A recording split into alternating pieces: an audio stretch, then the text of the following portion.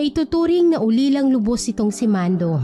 Maagang nawala ng magulang dahil ayon sa kwento niya, magkasunod itong nagkasakit at sa hindi matukoy na karamdaman. Naiwan ng mga magulang ang malawak na palayan kung saan napagkukunan ng ikabubuhay ng binata. Masasabing sa murang edad, namuhay mag-isa itong si Mando. Pero hindi makitaan ng kahit na anong pagkabigo ang binata. Lagi kasi itong masayahin at may positibong pananaw sa mga bagay-bagay kahit pa noong kabataan niya. Maliban sa pagsasaka, namamasada din ito ng tricycle tuwing hapon kung nais nitong maglibang. Madalas natatambay ito sa tindahan ng tubaan ni Aling Minda. Bagaman nasa edad na itong si Mando, ngunit hindi pa nga nag-aasawa dahil ang palaging rason nito ay may tamang panahon ng lahat. Ang tanong, kailan? Hindi bumabalik ang panahon, Mando. Umaabante ito, naayon sa ikot at takbo ng mundo. Ikaw din, mahirap ang walang kasama, lalo pa kung matanda na. Tingnan mo si Aling Minda. Kahit pagbubuhat ng paninda walang katulong. Kasi ni hindi man lang nag-asawa. Ay, bakit ako nasali sa usapan? Naku, tigilan nyo na nga si Mando. Huwag nyong itulad sa inyo na wala na ngang makain. Abay, anak pa ng anak. Paano uusad ang lugar natin kung ang susunod na henerasyon ay tanggero din? Sapul! May isang Aling Minda. May punto ka naman, oh. Pero ibang usapan kasi pagdating sa kaibigan namin. Sabi nila, malapit na daw magwakas ang mundo. Papayag ka na lang ba, Mando, na hindi nakikita ang lahi mo? Sinong magmamana ng sakahan mo kung sakali? Ako o di kaya ang mga tambay dyan sa kanto? Kung ako lang sa pwesto mo, nako, baka nakailang panganay na ako pag nagkataon. Magsitigil na nga kayo. Isama nyo pa yung taong nananahimik. Oy, kayong dalawa ha. Tigil-tigilan nyo tong kaibigan nyo. Hindi pa napapanahon para sa kanya. Pasasan ba't dadating din yan? Basta ang importante, mabuti kang tao at hindi ka sakit ng ulo ng mga kapitbahay mo. Nagsipagtawanan ng tatlo, lalo pat matindi ang naging litanya ni Aling Minda. Halos tuwing hapon, ito ang naging kaugalian ng magkakaibigan na tumambay sa tubaan ng matanda. Madalas, umuuwi ang mga ito na animoy tinatahi ang daan dahil sa tama ng tuba. Ilang saglit lang ang lumipas nang maunang magpaalam si Mando sa mga kasama. Ayon kasi dito, kinakailangan niya ng magpahinga ng maaga. Lalo pat marami pa itong tatapusing trabaho sa palayan kinabukasan. Gabi na nga ngunit hindi gaanong madilim dahil bilog ang buwan ng mga oras na iyon. Para mapadali ang kanyang pag-uwi, dumaan ito sa pilapil ng palayan sa sentrong daan mismo ng bahay niya. Bagamat may kalayuan, pero doon nakasanayan niyang daanan, lalo pat malayo kung iikot pa siya sa lugar. Wala namang dumadaan sa lugar na ito dahil pribado at lalong walang sino man ang susubuking mapadaan doon. Hindi lang kasi makitid ang pilapil, kung hindi matalahib na rin at walang makikitang kabahayan maliban sa nakatayong panakot ng mga ibon. Kabisado ni Mandong nilalakaran dahil halos araw-araw ay dito pa siya dumadaan, lalo pa kung hating gabi. Maliwanag ang sinag ng buwan nung mga oras na yon, kung kaya't hindi alintana ng binata kung wala man lang siyang dala na kahit anong pangilaw. Hindi naman gaanong kaliwanag, ngunit naging sapat ito para makita ang hinahakbangan. Kahit na paekis-ekis ang lakad, ay hindi niya alintana. Sa ilang minuto niyang paglalakad, ay biglang may natanaw na isang figura ng tao sa di kalayuan sa nilalakaran. Kinurap-kurap ni Mando ang mga mata dahil nagtataka kung saan nagmula ang nakikita. Napabuntong hininga ang binata nang halos ilang dipa na lang ang pagitan sa nasabing tao. Animoy may bitbit pa itong kahon na nakapatong sa ulo. Oy! Saan ka pupunta? Sa dami ng dadaanan, dito ka pa talaga dumaan? Ayos ka rin ano? Gabi na. At wala namang ibang kabahayan sa dulo. Maliban sa bahay ko. Ay, ikaw ba'y galing sa bahay ko? Pasensya na ha. Naliligaw yata ako. Bahay mo? Hindi naman ako dong galing. Kaya pwede ba padaanin mo na ako? At kay bigat ng dala-dala ko. Ay, ang daming pwedeng makasalubong. Lasing pa talaga. Ay, babae ka pala.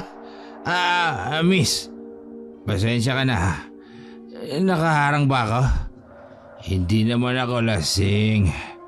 Nakainom lang. Teka. Ano kasi yung dala mo ha? Naglayas ka sa inyo no? Nako, kayo talagang mga babae. Hindi maintindihan minsan. O siya, paano yan? Ang liit na daan. Hindi tayo kasya. May bit-bit ka pa. Saan ba punta mo? Hindi mo na itatanong eh. Lahat sa baryo na ito ay kilala ko. Maliban sa'yo. Pwede kitang tulungan. Ayaw pa sanang magsalita uli ni Marie. Ngunit mapilit ang naging tanong ni Mando.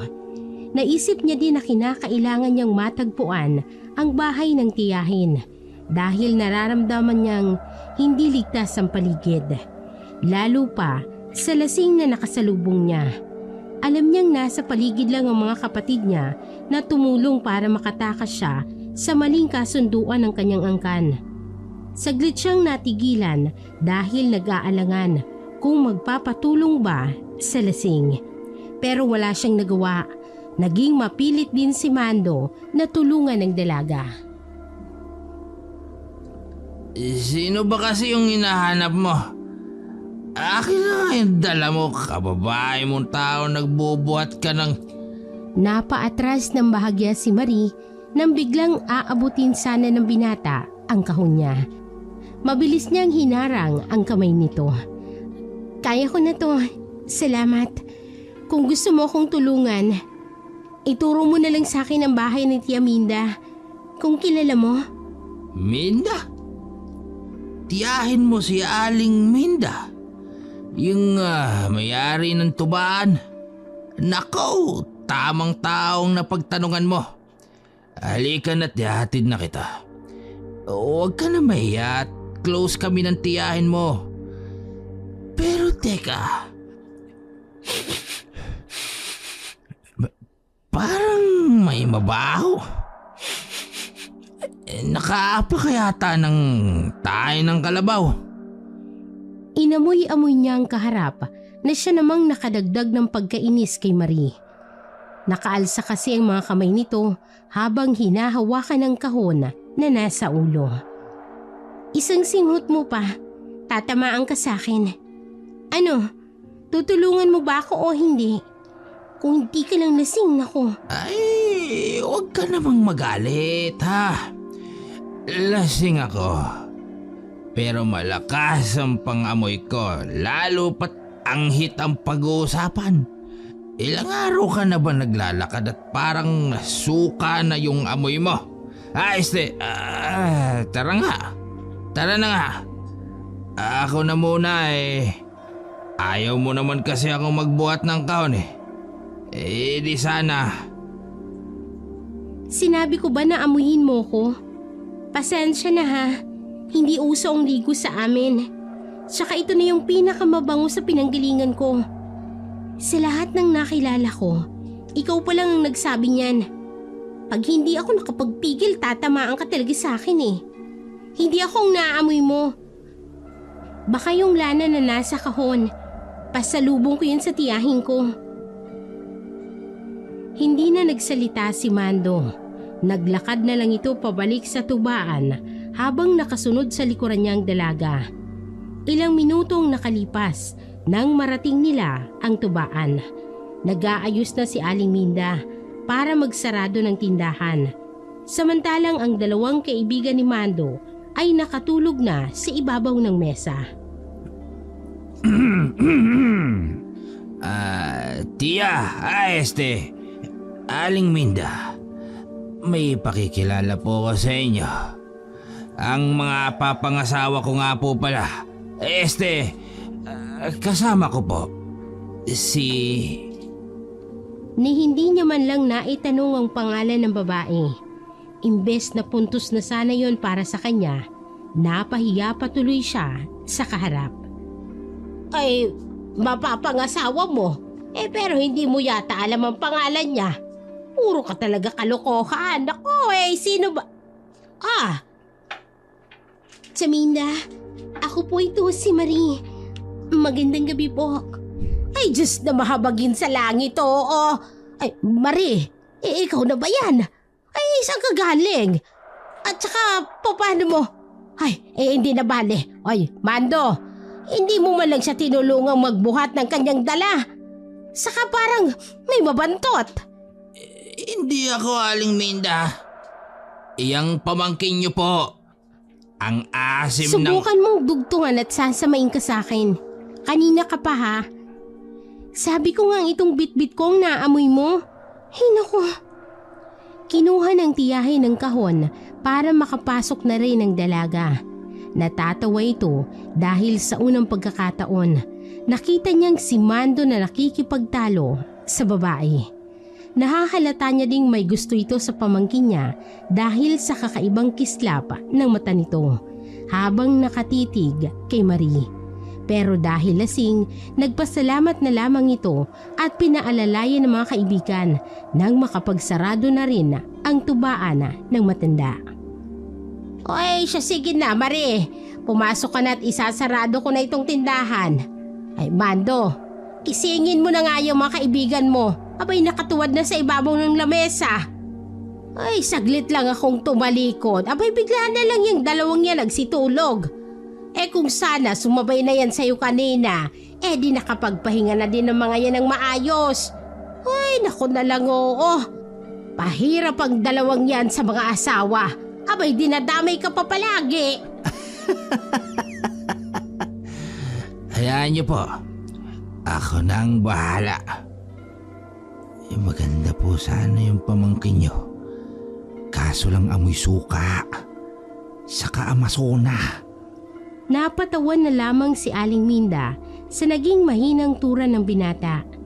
Hindi na nadugtungan pa kung anong salita ng matanda. Bagkos, tinulungan niya na ding maiayos ang mga kaibigan nito.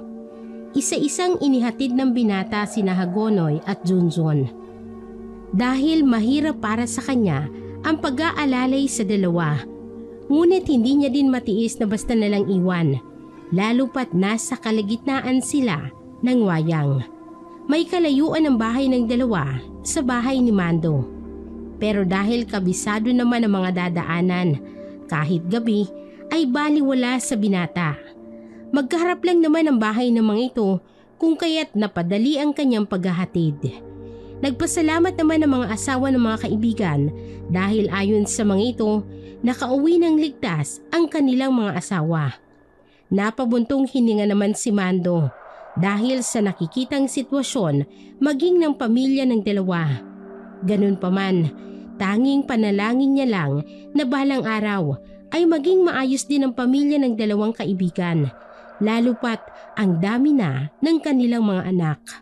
Ngunit laking pasasalamat niya sa mga ito dahil si Hagonoy at Junjun ang taga-alalay niya, lalo pa sa pag-aasikaso sa palayan. Ilang saglit lang ang lumipas nang pabalik ng binata sa bahay niya. Meron siyang nakasalubong na asong itim.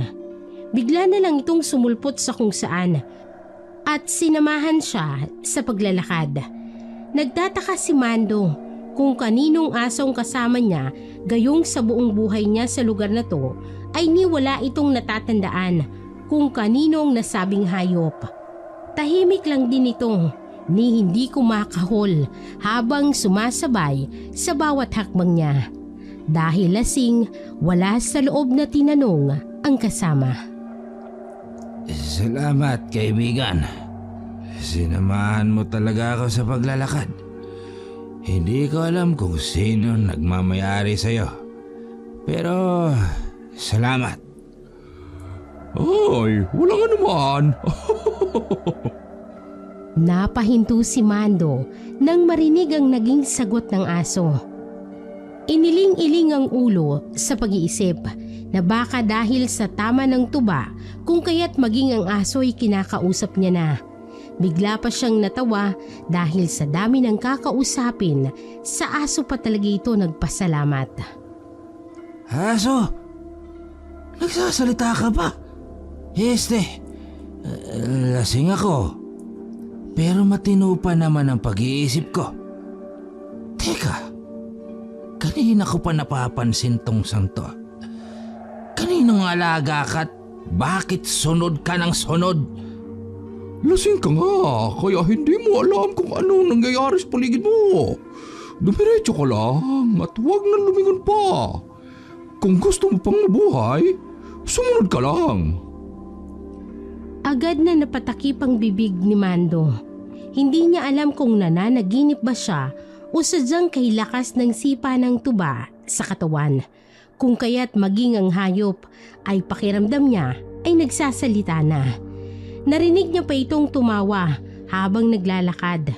Minadali niya ang paghakbang dahil ayon sa kanya ay hindi na tama ang pakiramdam. Bigla kasi siyang kinilabutan nang biglang may kung anong narinig sa hindi kalayuan na tinatahak niyang daan. May mga mahihinang paghuni ng manok at sinamahan pa ng mga kuliglig. Nangilabot ang binata nang biglang umangil ang aso, kasabay ng biglang pag-alulong nito ng sobrang lakas. Sa gulat ay kamuntikan pang malaglag si Mando sa pilapil. Maputik ang daan, ngunit hindi ito alintana ng binata. Basta na lamang ito kumaripas ng takbo. Minuto lang nang marating niyang bakuran ng bahay. Habol hiningang nagpalingalinga ang binata. Nawala na ang aso, kung kaya't nagpasalamat sa Diyos na nakauwi siya ng ligtas. Ngunit sa hindi niya alam ay may kung anong banta na naghihintay sa kanya. Hindi na muna pumasok ng diretso sa bahay si Mando. Dahil puno ng putik ang paa, kung kaya't umikot na muna ito patungo sa banyo. Sa lugar niya ay nakahiwalay ang banyo sa bahay.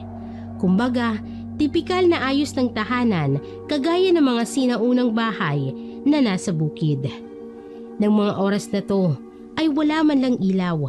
Tanging tanglaw lang ng bilog na buwan ang gamit ni Mando para makita ang ginagawa. Habang nililinis ang paang may putik, bigla na naman siyang nakarinig ng pag-angil. Meron pang kumaluskos sa di kalayuan. Napapaisip si Mando. Wala kasing kapitbahay at lalong sa ganoong oras ay wala namang naiisip na kung anong hayop ang gagawa ng ingay dahil lahat ng mga alaga niya ay nasa kabilang kubo, malayo sa bahay kung saan siya nakatira. Noong unay binabaliwala lamang ito ni Mando. Ayaw niyang takutin ng sarili, gayong nag-iisa lamang ito sa lugar. Ikaw lang ang tumatakot sa sarili mo. Ay nako, kung ano na naman yang... Sa hindi inaasahang pangyayari, ay may biglang sumabat na naman sa kanyang pagsasalita. Ang bagal mong kumilos. Kung gusto mo pang mabuhay, pumasok ka na lang sa bahay mo. Ngayon din. Natigil sa ginagawang binata at nagpalingalinga sa paligid. Hinahanap niya kung saan nagmumula ang boses. Akmang sisilip sa labas nang biglang may kung anong bumagsak sa likod ng banyo. Dahil sa gulat, ni hindi man lang nagawang magbanlaw ni Mando at agad nitong kumaripas ng takbo papasok ng bahay niya. Agad siyang dumiretso sa kusina at kinuha ang itak na nakasabit sa dingding. Malapit yun sa lutuan. Nanginginig pa ang katawan habang isinasarado ang lahat ng pinto, maging ang bintana, ay nilagyan niya na rin ng harang. Ni hindi magawang magbukas ng ilaw ni Mando dahil sa takot, kung kaya't minabuti niya na lang na maghalukip-kip sa gilid ng mahabang upuan habang hawak ang itak. Buong buhay niya, doon pa lang siya nakaramdam ng sobrang takot dahil lamang sa mga tunog na hindi niya alam kung saan nagmumula at kung anong hayop ang gumagawa ng ganoong ingay. Ngunit pamilyar ang boses na narinig, pero hindi niya ito nakita. Dala ng pagod ay nakatulog na lamang si Mando na nasa gilid at hindi man lang nakapagbihis. Kinabukasan, tanghali na't nagising ang binata. Naalimpungatan nito nang biglang may tumatawag sa kanya. Si Junjun, ang kaibigan niya, nakatuwang sa pag-aasikaso sa kanyang palayan. Mando! Uy! Anong oras na? Diyos ko naman, kanina pa ako kumakatok. Abay tanghali na di ka pa yata gising, Mando.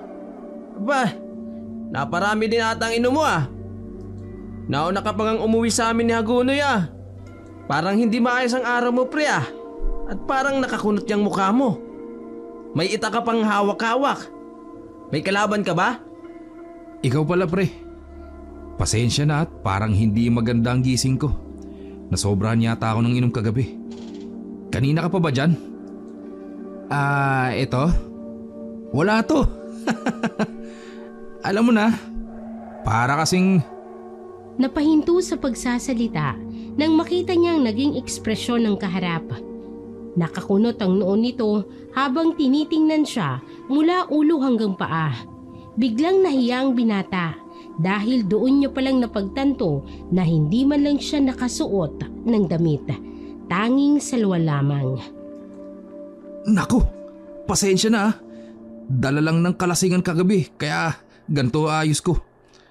Siya nga pala, nag-umpisa na ba kayong mag-araro? Ayusin mo muna ang sarili mo at sumunod ka na sa akin, pre. Marami tayong gagawin ngayon, lalo pat malapit na ang paglatag ng mga binhi.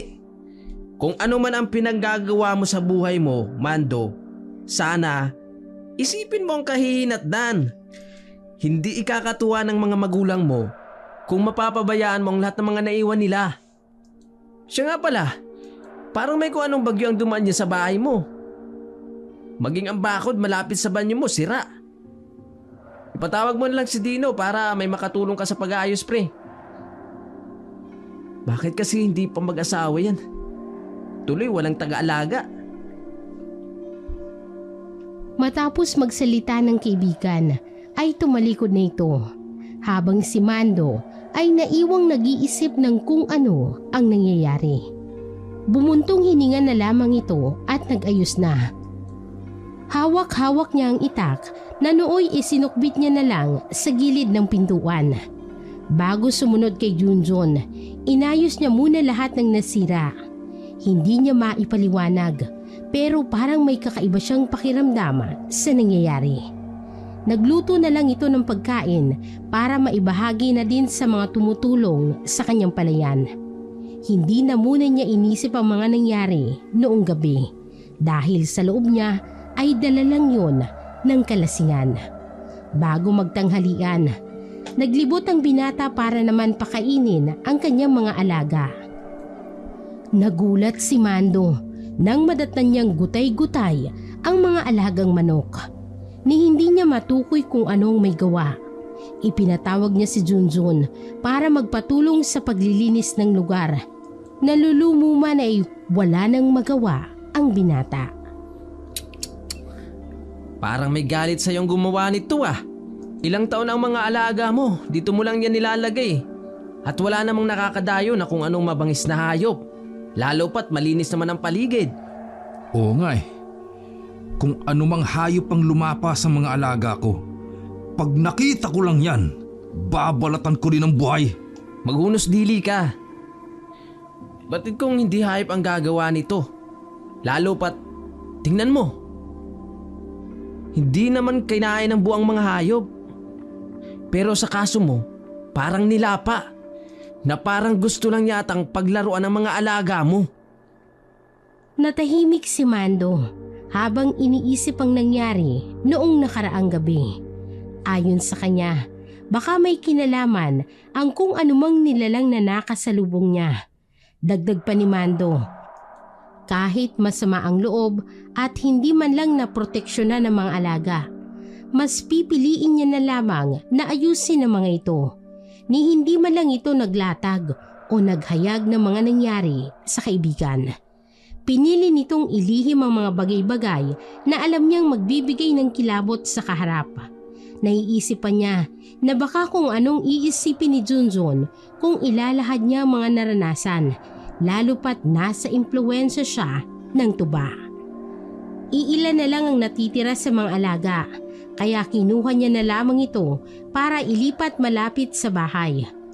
Sumang-ayon naman ang kaibigan dahil iniisip din ito na makakabuti na din kung malapit at nakikita niya.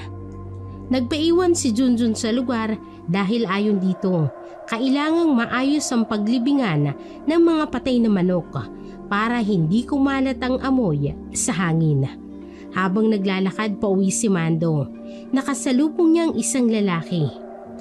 Hindi niya ito kilala. Dahil pribado ang nasabing lugar, hindi niya maiwasang magtanong kung bakit pumasok ang nasabing tao. Mawalang galang na po. Hindi po dito ang daan. Saka bawal pong pumasok ang hindi kilala sa lugar. Naliligaw po yata kayo. Ganun ba? Hindi ako naliligaw. Sinadya ko talagang pumasok sa lugar mo. Pagpasensyahan mo sana ang kapangahasan ko, pero may hinahanap akong tao. May mga bakas na dito nagtuturo, pero parang lumalabo pagdating sa gitna ng lugar. Napaisip si Mando kung anong bakas ang sinasabi ng kaharap. Paano nakikita ang kung anong bakas, gayong puro talahib ang pilapil, maging ang kabuuan ng lugar ay puro pananim. Maliban na lang doon sa bahay niya na nasira ng kung anong nilalang, lalo na ang likod ng kanyang palikuran. Hindi ko po alam kung anong hinahanap nyo. Pero nakasisigurado po ako, wala sa lugar na ito. Nakikita nyo naman po, puro mga pananim at wala pong daan dito. Ganito na lang. Napatigil sa pagsasalita si Mando nang makaamoy ng kakaiba. Napatingin sa kaharap na para bang may hindi mawari. Bakit kaamoy nito si Marie, ang babaeng tinulungan niya noong nagdaang gabi? Maayos naman ang kaharap, malinis naman itong tingnan, pero pakiramdam ni Mando ay may kakaiba hindi lamang sa aura, kundi maging sa ginagamit nitong pabango. Parang may kaamoy ka. Subukan nyo pong lumabas sa lugar ko. Tapos magtanong-tanong po kayo sa baryo. Baka sakaling mahanap nyo po ang... Ni hindi niya natapos ang pagsasalita nang biglang tumalikod ang kaharap. Hindi man lang ito tumugon sa kung anong sinabi ni Mando. Maging ang binata ay pinili na lang ding tumahimik at sinundan ng tingin si Pulong. Wala siyang ideya kung bakit may ganoong tao na bigla na lamang pumapasok sa lugar niya nang walang permiso. Ganun pa man, inisip niya na lang na baka naliligaw. Pero hindi niya maiwasan ang magtaka, lalo pat ang lugar niya ang pinakadulong bahagi ng baryo. Kung may papasok man, ay sa mayor na daan yon magmumula, hindi iikot sa likod. Sa pagkakaalam niya, napakatarik ng daan at kahabaan ng kawayan ang madadaanan. Kung mula sa likod, papasok ang tao. Halos lahat ng taga-baryo, alam yan, maliban na lang kung dayo. Sa puntong yun, ayaw mag-isip ni Mando. Mas tinuon niya ang atensyon sa mga natitirang alaga. Naging abala ang binata ng mga oras na yun. Marami kasing ginagawa si Junjun, kung kaya tanging si Mando lang ang nagkumpuni ng mga nasirang dingding ng palikuran. Hapon na mapagpasyahan niyang lumabas at dumaan sa tubaan ni Aling Minda. Gamit ang tricycle niya, balak sanang kumustahin ang dalaga. Pero dahil maraming mga tanggero ng mga oras niyon, Dumiretso na muna si Mando papuntang palengke. Iniisip niya lang muna na maghanap ng pasahero kunwari. Sa daan, nakasalubong niya mga kaibigan. Imbes na pasahero, mga pasaway ang naging sa kanya. Nagtatawanan pa ang mga ito habang pinapara ang tricycle ni Mando.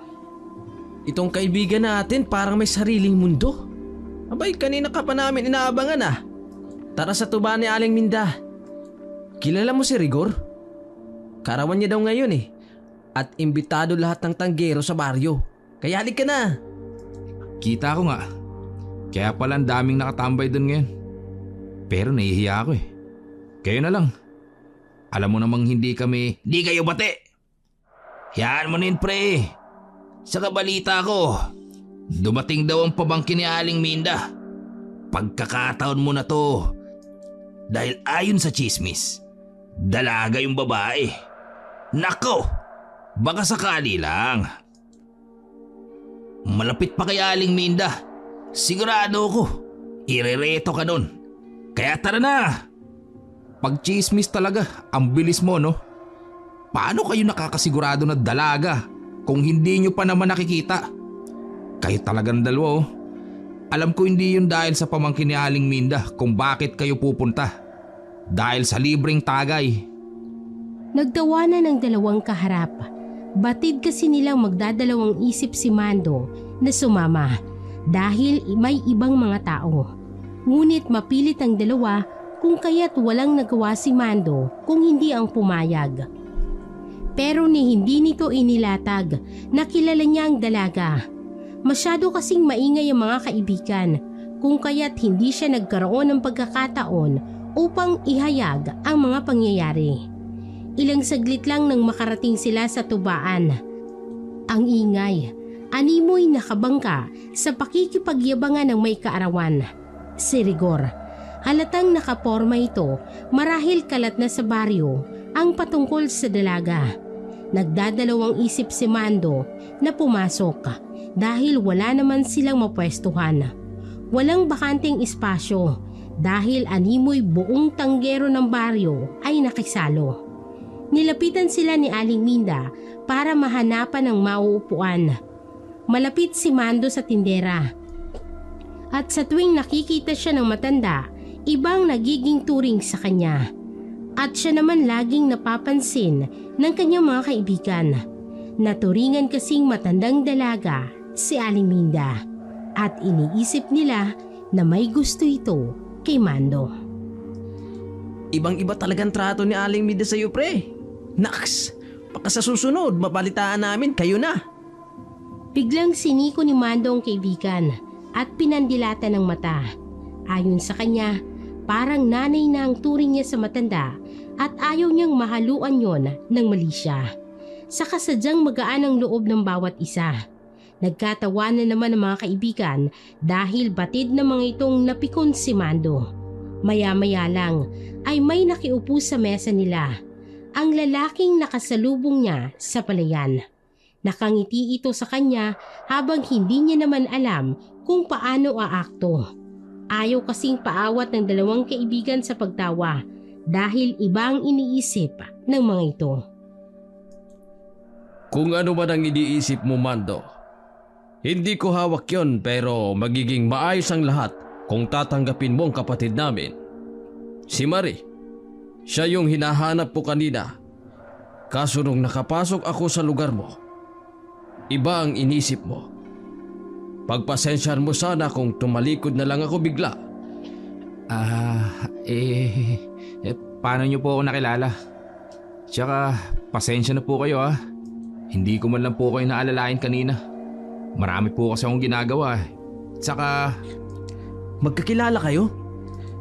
Saan ka dumaan? Diba, wala namang daanan sa lugar mo, pre? Saan lulusot?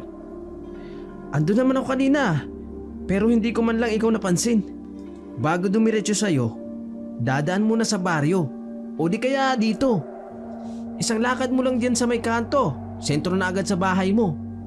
Malayo nga lang. Yan mo na pre. Ang mahalaga, nakita niya na yung hinahanap niya. Kapatid ka po pala ni Marie? Asan po siya? Nagkatinginan ng dalawang magkaibigan.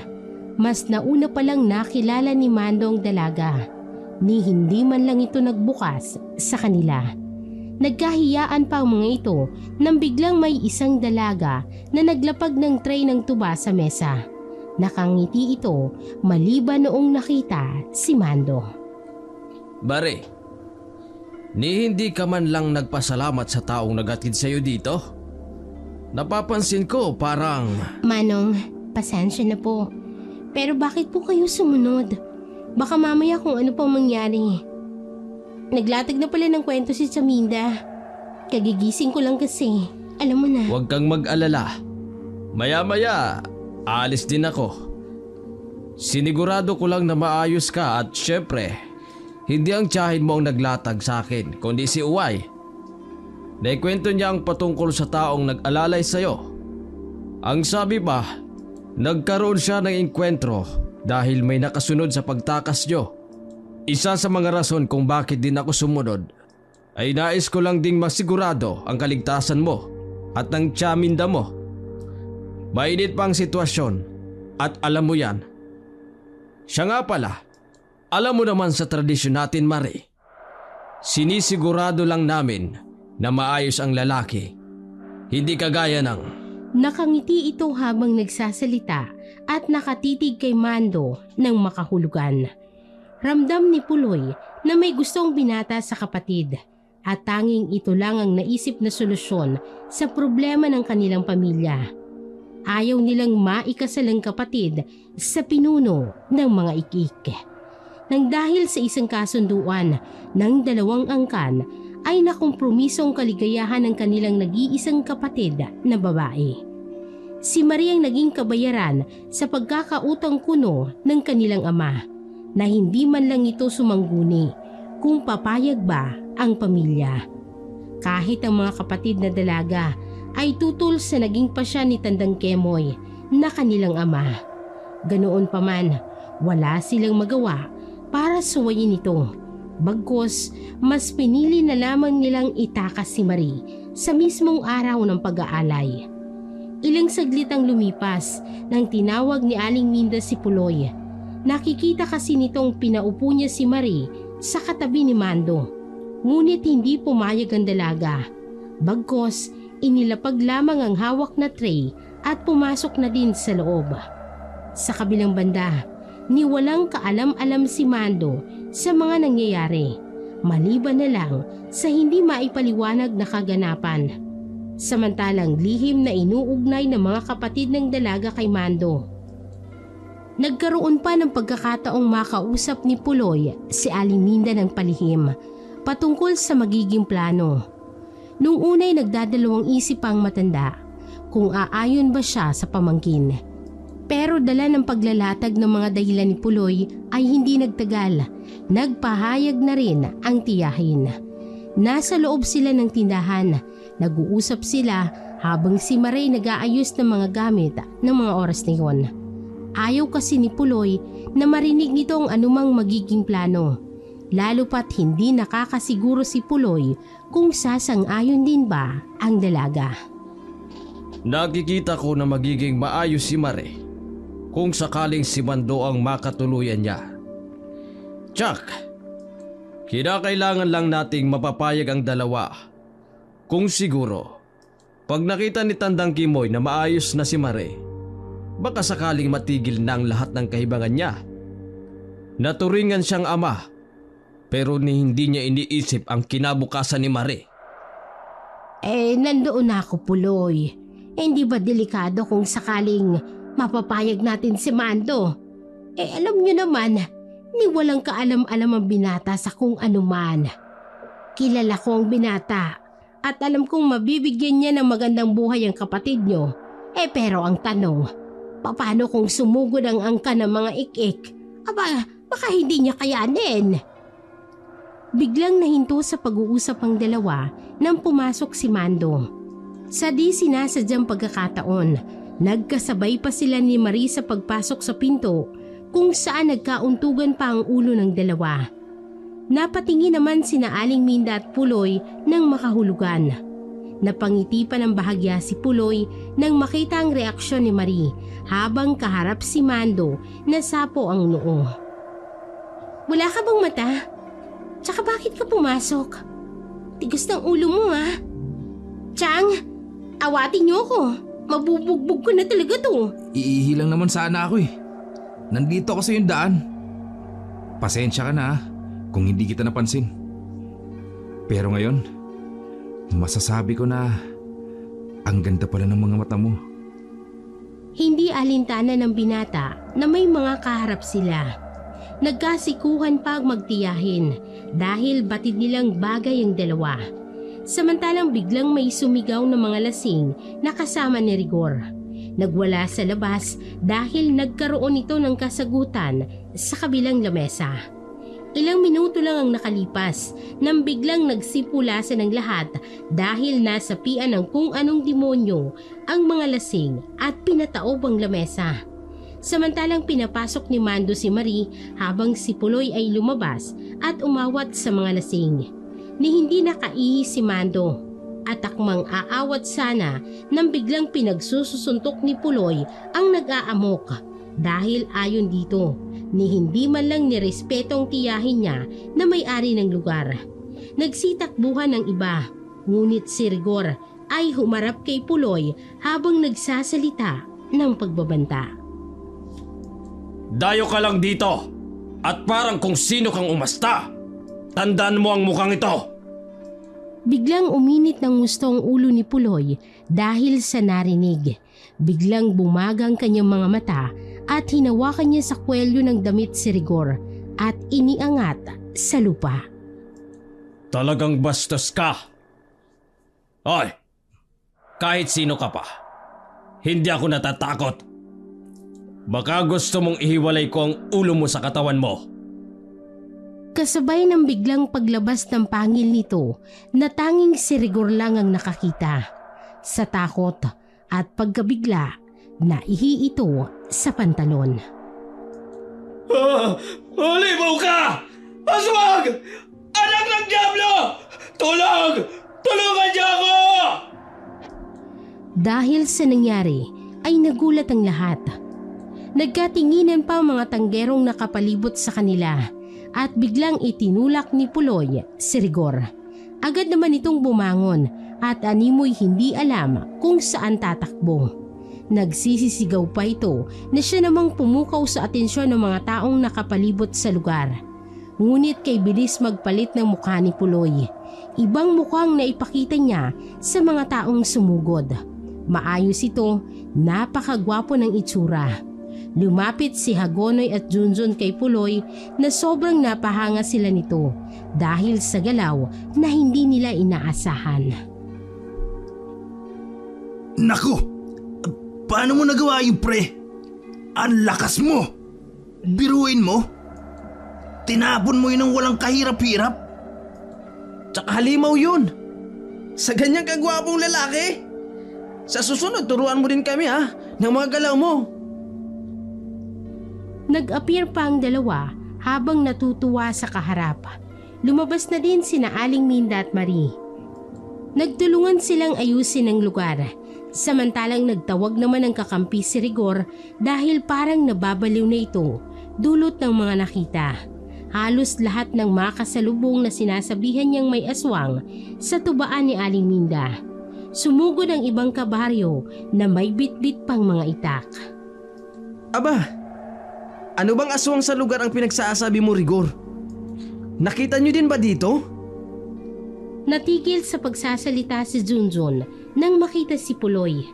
Napatingin siya rito na animoy sinusuri ang kabuuan ng tinuturong aswang. Akmang lalapit pa nga nang bigla naman siyang inawat ni Mando. Mga bisita sila ni Aling Minda at wala naman silang ginagawang masama. Si Rigor ang unang naghanap ng gulo dahil lasing na. Umawat lang itong si Puloy kasi halos maubos na nilang sirain ang mga gamit dito. Kung tutusin nga, siya dapat ang sabihan na anak ng Diablo eh. Oo nga, sila ang nag-umpisa ng gulo. Tapos nung inawat na sila, masama na ang tao. Buti na lang nandito si Puloy. Kung wala, di kung ano-ano na sigurong nangyari sa amin. Kilala nyo naman kung malasing si Rigor. Parang umaakit sa ulong kayabangan. Wala talagang maidudulot na tama ang pag-iinom. Kaya ikaw, Rigor, huwag masyadong magpagabi. Umuwi ka na. Hindi mo kayang dalhin ng sarili mo. Kung kaya't nagkakaganyan ka eh. Nagsama ka pa ng mga kakampi. Hindi na ituloy ni Junjun ang sasabihin nang bigla niyang nasipat na may kakaibang asong pumasok sa bahay ni Aling Minda. Bigla na lamang itong sumulpot sa kung saan at dumiretso sa loob. Hindi nila ito napagtuunan ng pansin dahil abala sila sa pag-aayos sa mga nasirang gamit. Aling Minda, may alaga ka pong aso? May nakita akong itim na aso na pumasok sa loob eh. Aso? Ay saan? Abay wala naman. Saan naman manggagaling niyang asong yan? Abay kay dami natin dito. Nagkatinginan ng magkapatid. Alam nilang si Oway ang pumasok. Isa sa mga kapatid ni Marie na nag-aanyong aso. Lalo pa kung nasisinaga ng buwan. Ni hindi na muna nila pinansin. Bagkus, hinarap na muna nila ang mga taong nakikiosyoso. Para matapos ang usapan, kinausap ni Mando ang lahat at ipinaliwanag ang nangyari. Maayos namang tinanggap ng mga tawang paliwanag ng binata dahil ayon sa mga ito, wala naman nakitang kung ano sa lugar. Ilang sandali pa, nagsiuwian na ang lahat maliban sa magkakaibigan. Ay, maayos ang pagpasyal ng mga pamangking ko sa lugar. Kilala niyo naman siguro ako. Matagal na akong naglalatag ng paninda dito. Siguro naman, hindi ako magdadala ng kahit sino para lang ikapahamak ng lugar. Ang pagtitinda ng nakakalasing ay isa na ring uri ng hindi magandang gawain. Aling Minda, nararamdaman ko. Minsan na hindi talaga maganda sa katawan ang pag-inom. Pero kung kagaya naming tatlo ang tanggero, syempre, pampalipas oras lang talaga ang gusto namin. Sa iba naway, hindi magdadala ng kung anong problema sa baryo natin. Alam nyo naman kadami na makabataan dito, Aling Minda. Kung yan ang inaalala nyo, ang masisigurado ko lang, hindi kami masama. Ninanais lang namin na maayos at ligtas na lugar para sa kapatid namin. Napahugot ng malalim na buntong hininga sina Junjun. Batid nilang napakaseryoso ng mga kaharap. Naisip din nilang hindi ikagaganda kung ilalatag niyang nararamdaman, lalo pat wala namang nakikita. Habang tumutulong sa pagliligpit sina Junjun at Hagonoy, panay naman ang sipat ng mga ito kung saan nakatayo si Puloy. Hindi rin maiwasan ng dalawa ang magtaka. Sa lakas at tikas ni Puloy ay hindi malabong pag-isipan nito ng kung ano. Pero kung aswang ay hindi nila yun nakitaan ng sinyales maliban na lang sa lakas ng pakikipaglaban nito. Ganun pa man, niyaya na ng dalawa na maipagpatuloy ang kanilang naudlot na kasiyahan. Nadadala din kasi si Hagonoy at Junjun, lalo pa sa mga kalokohan. Naupo na din si Puloy at nakitagay sa dalawa, samantalang pumasok na si Mando sa loob upang ipagpatuloy ang pag-ihi. Kanina pa kasi nito pinipigilan ang pag-ihi dahil sa nangyari. Akmang papasok na sana sa palikuran nang biglang may makitang itim na aso. Nakaupo ito sa may sofa na animoy tao kung nakapwesto. Napatitig ito sa kanya at ngumiti. Nanayo ang balahibo ng binata dahil naalala niya na naghatid sa kanya pauwi noong nagdaang gabi. Akmang sisigaw sana siya na maagap na lumapit ang aso sa kinatatayuan ni Mando. Nanlaki ang mga mata ng binata habang nakatitig ito kay Uway mula ulo hanggang paa. Hindi kasi siya makapaniwala na nakakatayo ito at kawangis ng isang tao. Sa paglalarawan ni Mando ay halos magkasing tangkad lang sila ng nasabing hayop. Samantalang bumulong ito ng kung anong usal at inihip kay Mando na animoy itong dahilan ng pagkawala ng ulirat ng binata. Napailing na lamang ang nilalang dahil ayon sa kanya ay napakahina ng binata. Grabe naman pagkamatatakotin ng taong ito. Naku, paano namin ipagkakatiwala ang kapatid namin sa'yo? Gayong parang ang hina mong nilalang. Sige, dito ka muna, tatawagin ko sila. Binuhat ni Oway ang binata. Pinahiga sa mahabang sofa. Napapailing ito na naging anyong tao habang tinatawag ang kapatid at si Aling Minda. Naloko na. Anong ginagawa mo, Uway?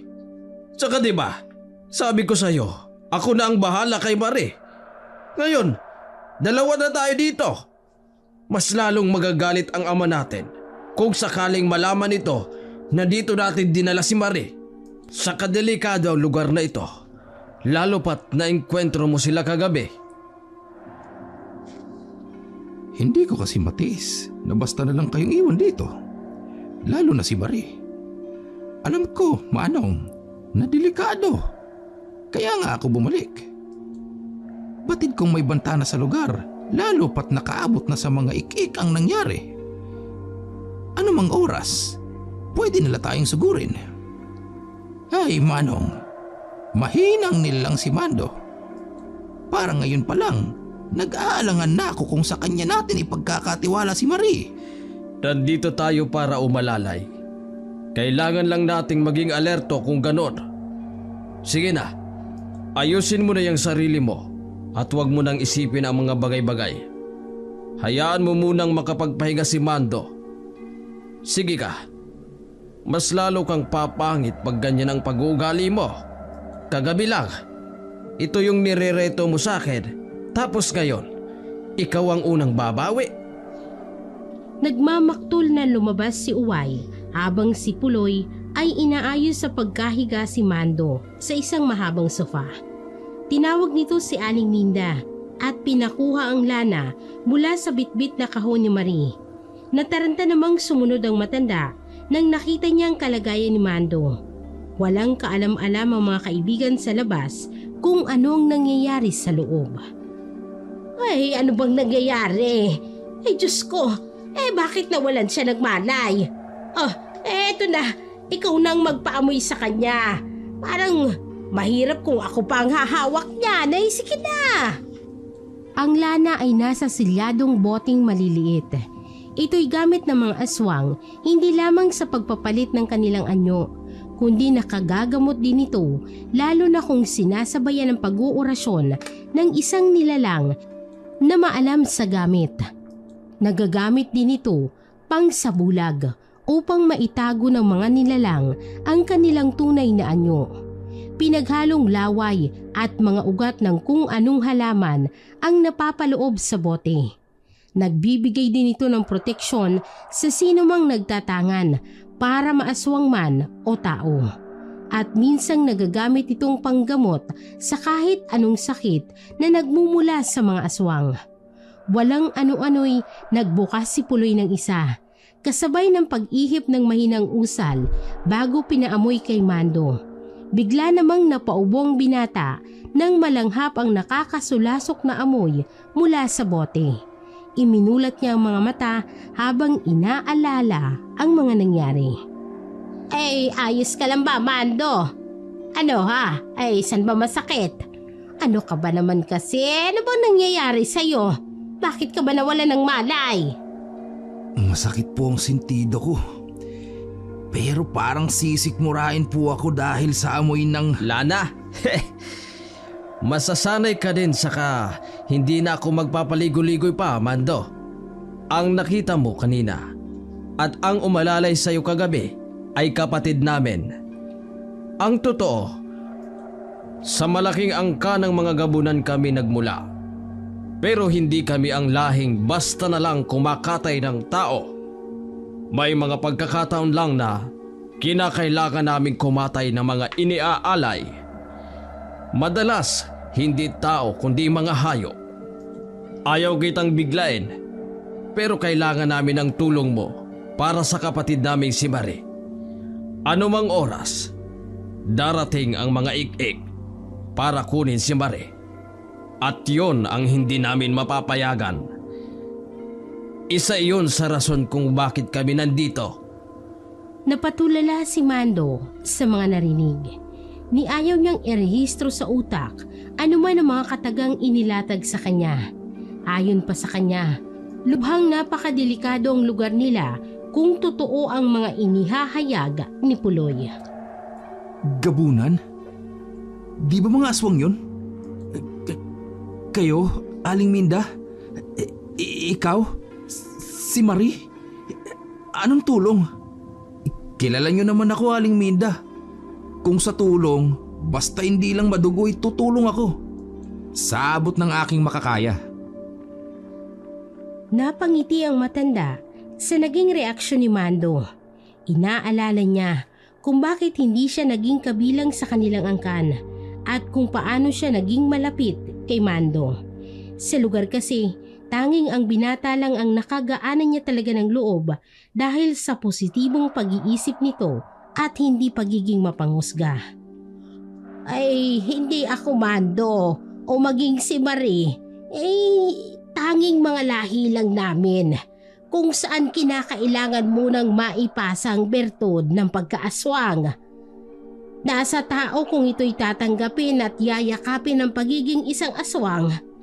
Isa din sa mga rason kung bakit ako nandito na walang kasamang pamilya. Dahil naglayas din ako. Namatay ang nanay ko na hindi naipasang itim na bato sa akin. Pero ang ama ni Marie na kapatid ko ang humalili at saka namuno sa natitirang lahi. Saka nakalayo din ako dahil kay Tandang Kemoy na kapatid ko mismo na siyang nagprotekta sa akin laban sa mga ik-ik. Ay ngayon si Marie. Ang hindi ko maintindihan ay bakit naging kasangkapan pa ang dalagang ito sa mga planong hindi naman naaayon sa kagustuhan ng pamilya. Sa hindi matukoy na dahilan, abay, nakukompromiso ang kinabukasan nito. Kay haba ng usapan na to, Mando, at malalim ang pinanggagaligan ng rason, nasa sayo nakasalalay ang kaligtasan ni Marie. Tutulong kami. Kung sakali mang pumayag ka, pakasalan mo ang kapatid namin at ihaharap kita kay Tandang Kemoy, ang ama naming pinuno ng mga gabunan. Nanlaki ang mga mata ni Marie dahil hindi niya inaasahan ang naririnig. Napatulo ang luha ng dalaga dahil ang buong akala niya ay maililigtas na siya sa kasunduan. Pero ano itong ginagawa ng kapatid? Ipapakasal siya sa lalaking ngayon lamang niya nakilala. Napailing na lamang si Marie habang nakatitig lang sa kanila. Ni hindi nito magawang magsalita. Tumutulo ang luhang nilapitan ng tiyahin. Napahugot naman ng malalim na paghinga si Mando. Ramdam niyang kakaibang emosyon para sa dalaga. Pero sa kondisyon at sitwasyon nito ay natatakot siya sa posibleng mangyari. Ganun pa man ay parte ng pag-iisip niya na kailangan niyang tulungan. Hindi lang si Aling Minda kung hindi maging ang angkan ni Marie. Anong mangyayari? Ang ibig kong sabihin, anong laban ko sa angkan nyo? Kaya kong buhayin ang kapatid nyo at ibigay ang maayos na buhay para sa kanya. Pero kung may mga gantong usapan, paano? Hindi ko kayang lumaban ng patayan. Hindi na nakapagpigil si Marie dahil sa inis nakapagsalita yun ng hindi maganda sa binata. Kung sana pumili naman kayo ng handa akong ipaglaban. Hindi yung kahit sarili niya, hindi niya kanyang ipagtanggol. Naghari ang katahimikan ng ilang minuto. Halos walang may gustong magsalita.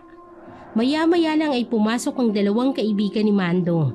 Nagtaka ang mga ito kung bakit umihilang ang kaibigan, ngunit kay taga lumabas. Ano na pre? Nalunod ka na siguro sa inidoro at ayaw mo nang lumabas dyan. Inaantok na nga kami hintay sa'yo pre. Ano? Iinom pa ba tayo? Parang wala ka na din yatang plano makitagay sa amin. Parang kay seryoso na nang pinag-uusapan nyo. Siya nga pala, kaninong aso yung nasa tapat ng tindahan? Yung aso nyo kung makahigop ng tuba, daig pang tao. Aso ba yun? O lasing na tayo? Ano pre, yun. Nagkatinginan ng lahat. Si Oway ang tinutukoy ni Hagonoy. Kakaibang nilalang ito na madaling sabi ay tuwing sisikatan ng buwan ay nagiging malaking itim na aso. Lahing gabunan sila pero ang kahibaan niya sa mga kapatid ay ang pagkontrol sa pagpapalit ng kanyang anyo. Ilang sandali pa ang lumipas nang lumabas si Marie upang awatin ng kapatid. Inabisuhan niya din ito na umuwi na at hindi ligtas para sa kagaya niya ang lugar. Hindi naman makapaniwala ang dalawa na si Marie ay kinakausap ang isang hayop. Suntukin mo nga ako, pre. Sino ang lasing sa amin? Ako o si Marie? Pati aso. Aso. Para kasi siyang tao. Biglang nabaling ang tingin ni Oway kay Junjun. Napangiti ito ng bahagya na animoy hindi makapaniwala si Junjun sa nakikita. Kung ito ba ay hayop na parang tao kung kumilos. Tara na, sabayan na lang natin ang aso. Ayaw mo nun? May kasama tayo. Ayaw kasi ni Mando. Aba, mauubos na natin tong laman ng mga galon. Wala sa loob na naglatag din ng galon ng tuba si Puloy.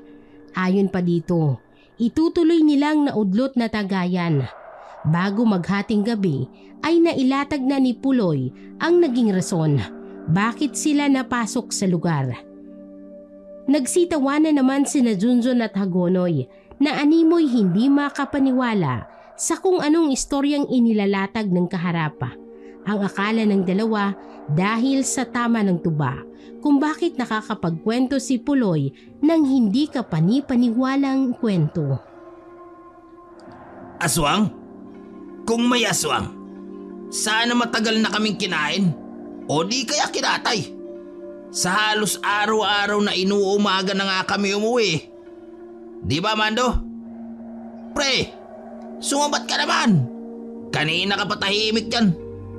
Nabaling ang atensyon ni Junjun sa mga kalalakihang papunta sa kinauupuan nila. Nakahilera ito at nakasuot ng itim na balabal. Pre, may bisita pa yata si Aling Minda. Aba, parang ayos to ah. Nakapustura pa talaga sila. Oo nga no. May karibal na si Mando kay Marie kung magkataon. Sabay tawang dalawa na animoy hindi alam kung anong nangyayari sa paligid. Sa kabilang banda, tumayo si Puloy at pinapasok si Marie at Aling Minda. Alam niyang tauhan ni Tandang Kemoy ang nakikita nila. Pinatayo niya si Oway na nooy napadami na ng inom ng tuba. Nung unay iilan pa lang, nang bigla na lang animoy nagsulputan ng mga kawal na nagmamatsa palibot sa tubaan. Kasunod noon, ang kanilang ama na animoy galit na galit.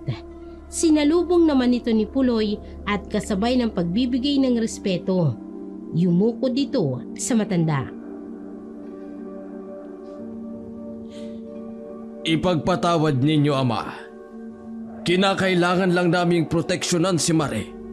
Ayaw namin siyang mapunta ng ganon-ganon na lang. Lumabas si Aling Minda habang maluha-luha ang mga mata. Sa haba ng panahong pagtatago niya, ngayon niya lang ulit nasilayan ang mukha ng kanyang kapatid. Kahit nasa kakaibang anyo ito, ngunit mababakas ang kalungkutan sa mukha ni Tandang Kemoy. Patawarin ninyo ako kung naging kasangkapan ng kapatid niyo. Ngunit para sa ikaayos ng lahat ang gagawing sakripisyo ni Marie. Pero batid kong magiging walang kwenta kung ama kung ang gugustuin ko lang ang masusunod. May pagbabanta sa parte ng mga ik-ik kaya sumunod na kami.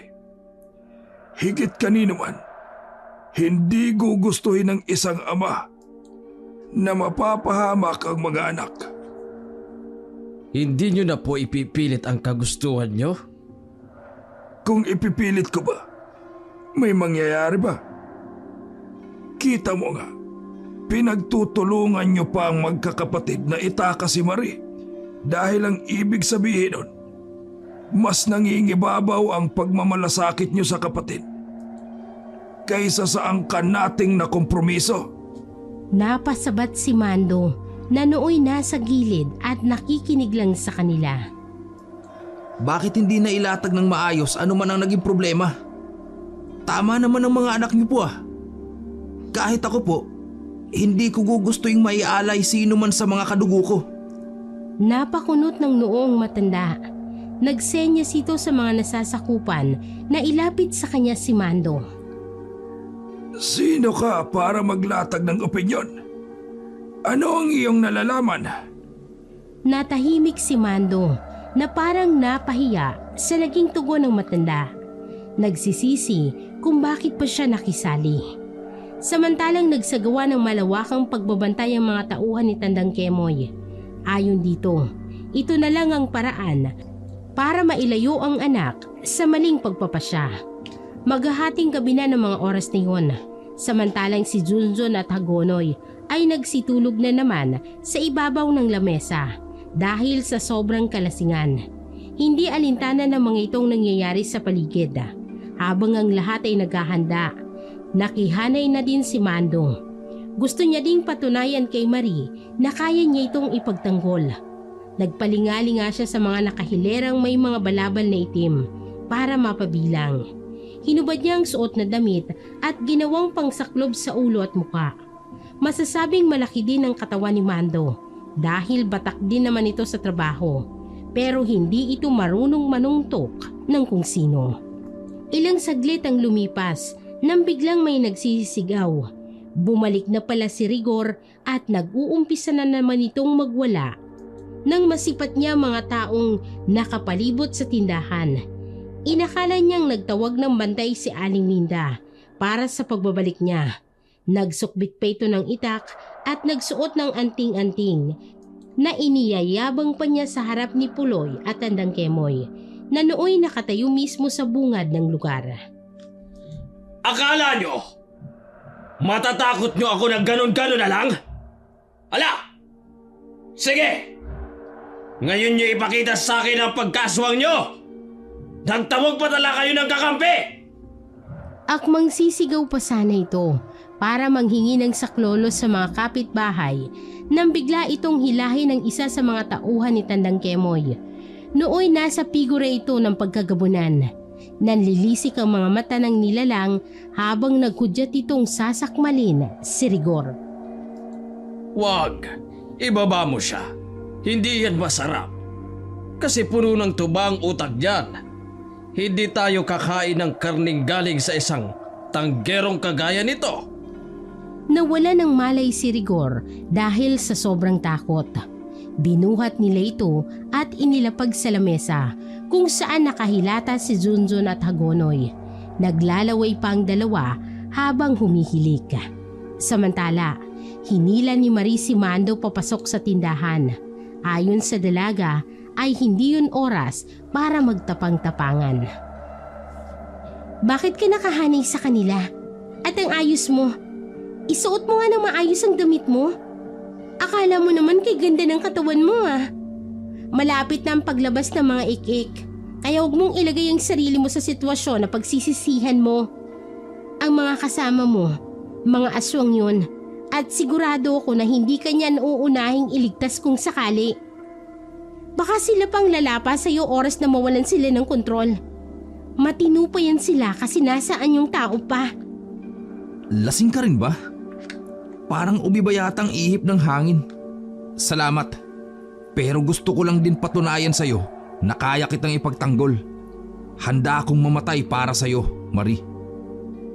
Napatahimik ang dalaga habang si Aling Minda naman ay napangiti. Ngayon ay sigurado na sila na nagkakagustuhan na ang dalawa. Kaya para may depensa si Mando, tinanggal ni Aling Linda ang balabal na nakabalot sa kahon ng mga lana. Itinali niya ito sa binata dahil ayon sa kanya, magagamit yun pang proteksyon ni Mando. Kumuha din ito ng maliit na bote ng lana at inilagay sa bulsa ng binata. Ay, kung ayaw mong magpapigil at gusto mo talagang tumulong, ihaplas mo ito.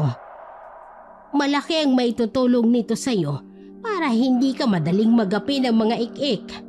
Tandaan mo lang, hindi madaling patayin ang mga nilalang na sumasamba sa demonyo. Ang mga ik-ik ay hindi lumilipad. Bagkus ay nakatihaya dito sa lupa. Mahirap din silang mapatay. Kinakailangang ihiwalay ang ulo nila sa katawan. Maraming salamat po, Aling Minda.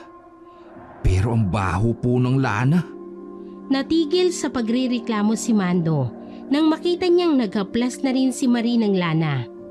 Baliwala dito ang amoy, bagkus alam niyang sa pamamagitan nito mapoprotektahan ang sarili. Maging si Aling Minda ay hindi alintana ang anumang masangsang na amoy sa nasabing gamit. Napalunok pa ng laway si Mando dahil sa nakakadiri itong tingnan. Sa pagpapatuloy ng kwento, binuhat ni Puloy ang lamesa kung saan nakahilata ang mga lasing. Naiisip din ito na baka kung anong mangyari sa labas at madamay ang mga tanggero. Maya-maya lang nang biglang may naghagis ng kung ano. Gumulong ito papunta sa harap ni Tandang Kemoy. Naging hudyat yun ang pag-uumpisa ng malawakang pakikipaglaban ng aswang kontra aswang. Nangilabot si Mando nang marinig ang sunod-sunod na alulong ng malalaking aso, habang nakikita niya kung paano magpalit ng anyo ang kaninalay nakahilerang tauhan ni Tandang Kemoy. Umatras ka, Mando! Balik doon sa loob! Bantayan mo ang kapatid ko at huwag mong hayaang makuha siya ng mga ik-ik. Kahit pa iniisip ni Mando ang magtapang-tapangan, hindi pa rin mawala sa sistema niyang matakot. Lalo pa nang animoy nagkakataya ng mga nilalang na nasa gilid lang nila. Nakikita niya kung paano tinatanggalan ng ulo ng mga gabunan ang mga ik-ik. Yung iba'y nilalapa ng mga ito, habang ang iba naman animoy papel na hinahati ng mababagsik na gabunan. Hindi niya inaasahan ang ganoong pangyayari, lalo pa sa buong buhay ni Mando ay hindi pa ito nakaranas ng ganoong katinding labanan. Hindi niya alam kung anong mararamdaman ng mga oras na yun, lalo pa noong biglang may humablot sa kanya. Tinamaan siya ng kalmot habang biglang lumabas si Marie upang alalayan siya. Buong pag-aakala niya'y maililigtas siya sa bingit ng kamatayan dahil nagaplas na siya ng pamproteksyon. Hindi pala. Maaaring makatulong yun upang madepensahan ang sarili niya. Pero kailangan niyang maging agresibo at matapang, lalo na hindi basta-bastang nilalang ang kaharap nila. Ay naku, hindi pa tayo kinakasal. Parang mabubiyuda na agad ako. Huwag puro yabang. Lakasan mo ang loob mo. Mando, huwag ka nang lumabas. Hayaan mo na sila. Kaya na nila Puloy yan. Hindi ka kagaya nila kaya huwag ka nang magtapang-tapangan. Naiisip ni Mando na may punto ang mga kaharap kung kaya't umupo na muna ito habang nilalapatan ng unang panglunas ang sugat niya. Naririnig nila ang mga pag-angil at pag-alulong ng mga aso sa paligid. Minuto lang ang nakalipas nang biglang tumahimik ang labas. Nagkatinginan ng tatlo at inisip na tapos na. Napasilip si Aling Minda nang bigla siyang mapasigaw nang makita ang kapatid na gumagapang habang inaapakan ang pinuno ng mga ikik. Alam na alam niya ang figura nito dahil minsan niya itong naging kasintahan. Lumabas si Aling Minda, daladalang mahabang itak. Nakita niyang iilan na lang mga tauhan ng kapatid ang nakatayo. Samantalang si Puloy at Uway ay nasa gilid na puno na ng kalmot. Huwag! Nakikiusap ako! Ako na lang ang kunin mo! Huwag lang ang kapatid ko! Patawarin mo sana ako kung tinalikuran kita! Patawad! Napatitig ang pinunong ik-ik kay Aling Minda. Nanlisik ang mga mata nito at animoy na pabulala sa mga katagang ikinagimbal ng matanda. Inilahad nito ang rason kung bakit nagkaroon ng kasunduan. Dagdag pa ng pinuno ng ik-ik na kung sana'y hindi siya niloko ni Aling Minda, hindi aabot sa kung anong kasunduan ng lahat. Akmang lalaslasin nito ang ulo ni Tandang Kemoy nang may biglang may tumaga sa bandang likuran niya. Akmang lilingon pa sana ito na mabilis na kumilos si Aling Minda upang tagain ang nilalang sa liig. Dahil nilamon ng galit at takot ang matanda, kung kaya't lahat ng nararamdaman nito ay itinuon niya sa pagtagasan nilalang. Ni hindi nakaporma ang pinuno ng mga ikik na isa-isa ding nagsilapitan ang mga natitirang gabunan upang lapain siya. Nagsisigaw pa si Aling Minda habang wala sa sarili na pinagtatataga. Inawat naman ito ng kapatid nang makita niyang lasog-lasog na ang katawan ng ikik. Tama na! Minda! Tapos na! Ni hindi makapaniwala si Mando sa ginawa ni Aling Minda. Inalalaya naman ni Maria ang mga kapatid na noon ay hindi na gumagalaw dahil sa mga tama sa katawan. Iilang tauhan ni Tandang Kemoy ang naglinis ng lugar. Ayon sa kanila, hindi dapat maabutan ng umaga ang mga gutay-gutay na katawan ng mga ikik dahil kung magkataon, malalantad sa mga tao ang lahing kanilang iniingatan. Pinahiga na muna ng magkapatid sa loob habang hinahaplasan nito ng lana ni Marie. Umiiyak ito dahil natatakot sa pwedeng sapitin ng mga kapatid. Samantalang nakaupo si Aling Minda sa labas katabi si Tandang Kemoy. Tumutulo ang mga luha habang humihingi ng tawad. Doon isinalaysay ni Tandang Kemoy ang lahat. Naging magkasintahan pala ang pinuno ng mga ikik at si Aling Minda. Ngunit nagbago ang naging pasya nito noong hindi niya kayang tanggapin ang pagiging isang aswang. Tinakasan niya ang lahat at ang naging kapalit ay isang kasunduan sa pagitan ng dalawang angkan. Si Maria ang magiging kahalili dahil hindi matanggap ng pinuno ng mga ikik ang nangyari. Noong unay nagapi na sila pero dahil inilatag ang kasunduan kung kaya't pumayag ang kabilang angkan. Hindi aabot sa ganito kung naging maayos ang pagpapasya ko. Patawarin mo ko, Tandang Kemoy, pati na ng mga anak mo. Nadamay sila ng dahil sa akin. Tapos na, Minda. Ano man na nangyari, wala tayong masisisi, kundi tayo lang din. Walang kapatawaran sa angkan ng mga ik-ik ang ginawa natin. Pero nangyari na nangyari. At hindi na yun mababago pa. May pag-asa pa para ituwid ang pagkakamali. Pero sa ibang paraan. Tandang Kemoy, tatanggapin niyo kaya ako bilang magiging asawa ni Marie? Imbes na tutulo na sana ang luha ni Aling Minda, bigla itong natawa dahil sa wakas naging matapang si Mando sa paglalahad ng kanyang tunay na hangarin. Mag-uumaga na ng mga oras na iyon at tanging pangiti lang ang naging tugon ng matanda. Kinaumagahan, hindi pa gaanong magaling si Poloy at Oway. Mababakas pa sa mga katawan nito ang mga tama at natamo sa nagdaang labanan. Maging si Mando ay may marka din ito pero nadadala sa pagpahid ng lana. Nagising ang tatlo na nagkagulatan sa ibabaw ng lamesa. Biglang tayo si Junjun at Hagonoy nang makitang may hawak pang itak si Rigor. Mukha itong hangaway sa ayos na parang kung sinong matapang. Tumayo ito at sumigaw. Ano? Akala nyo maluloko nyo ba kami? Mga lahi kayo na! Napatigil sa pagsasalita niya nang bigla siyang binatukan ni Marie na nooy asar na asar dahil nakakabulahaw ang boses nito. Kay aga-aga, ano bang problema mo? Kung mga aswang niyang kaharap mo, kagabi pa lang nilapa na kayo. Tarantadong tuwa. Tapang-tapangan pero niwala ka namang ibubuga. Sige na, umuwi na kayo. At kayong dalawa, ayusin niyo ang mga buhay niyo ha. Ayoko kayong laging nakikita dito.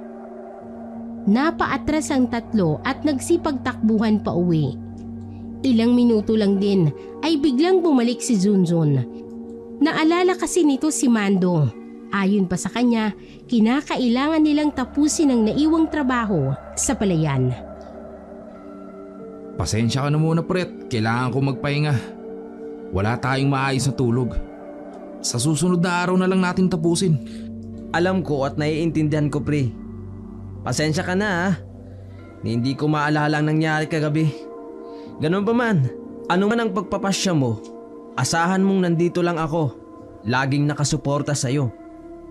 Tama na ang drama, pre. Gusto ko na muna magpahingat. Pagod na ako. Tara na, sa bahay na lang tayo. Aling Minda, babalik po kami dito mamaya para mamanhi ka na. Matutulog lang po ako ng konti. Napangiti na lamang ang lahat dahil sa sinabi ni Mando. Maging si Tandang Kemoy na nasa gilid ay napatango na lang din. Alam niya na desidido na ang lahat kung kaya't hindi na ito umuwi. Bagkos ay hinintay niya na lang na makabalik ang binata para maibigay ang tamang basbas. Nagkapatawaran ang lahat, lalo na si Tandang Kemoy at Aling Minda.